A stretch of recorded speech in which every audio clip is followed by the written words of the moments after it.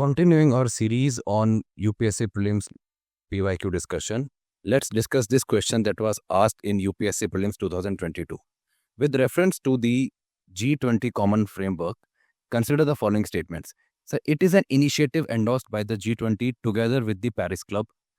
It is an initiative to support low-income countries with unsustainable debt. Which of the statements given above is or are correct? So, straightforward, two-statement question it is. So, based on the G20 Common Framework.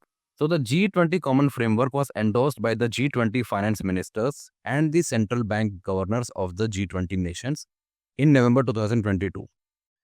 The Paris Club, an informal group of creditor nations, is a key participant and supporter of this framework. The Paris Club has explicitly welcomed and committed to implementing the common framework, making it a collaborative effort between G20 and Paris Club. So, the statement 1 becomes correct. It is an initiative that is endorsed by G20 together with the Paris Club. This statement becomes correct.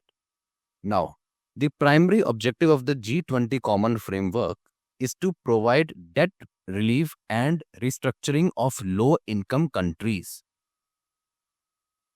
facing unsustainable debt burdens. It aims to facilitate coordinated debt treatments among creditors, including bilateral, commercial, and multilateral lenders to restore debt sustainability in these countries. So, we can say that it is an initiative to support low-income countries with unsustainable debt. This statement is also correct. So, the correct answer will be option C. Both 1 and 2 are correct.